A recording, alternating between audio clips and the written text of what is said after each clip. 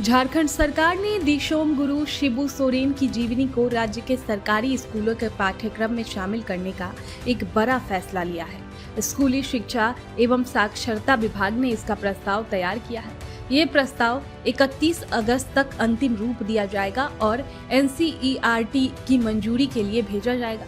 अगले शैक्षणिक सत्र से कक्षा 1 से 12 तक के पाठ्यक्रम में उनके जीवन के विभिन्न पहलुओं को जोड़ा जाएगा। शिक्षा सचिव उमाशंकर सिंह ने बताया कि कक्षा 1 और 2 के बच्चों को चित्रकथा के जरिए शिबू सोरेन का जीवन परिचय और योगदान बताया जाएगा। कक्षा 4 के बच्चों को कहानियों और कविताओं के जरिए पर्यावरण संरक्षण में उनके योगदान के बारे में पढ़ाया जाएगा। कक्षा 6 के बच्चों को सामाजिक विज्ञान के पुस्तक में नशा मुक्ति और श्वसन के लिए उनके अभियानों को पढ़ाया जाएगा।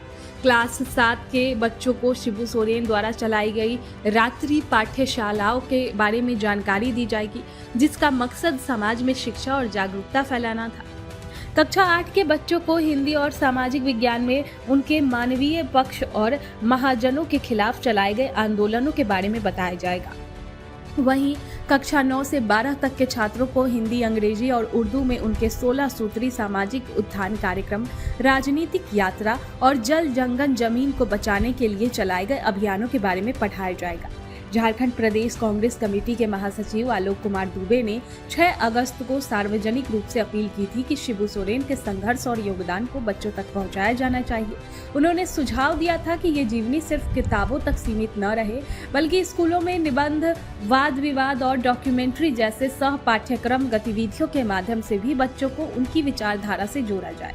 शिक्षा सचिव उमाशंकर सिंह ने बताया कि कक्षा 1 से 8 तक का पाठ्यक्रम राज्य शैक्षणिक अनुसंधान और प्रशिक्षण परिषद तक तय करती है, जब तक कक्षा 9 से 12वीं तक के लिए NCERT पैटर्न का पालन किया जाता है। हालांकि NCERT राज्य को पाठ्यक्रम में 20% तक का बदलाव करने की छूट देती है, जिसे वह स्वीकार कर लेती है। आलोक दुबे ने सरकार के इस फैसले का स्वागत किया है और कहा है कि ये झारखंड की अस्मिता को सशक्त करेगा।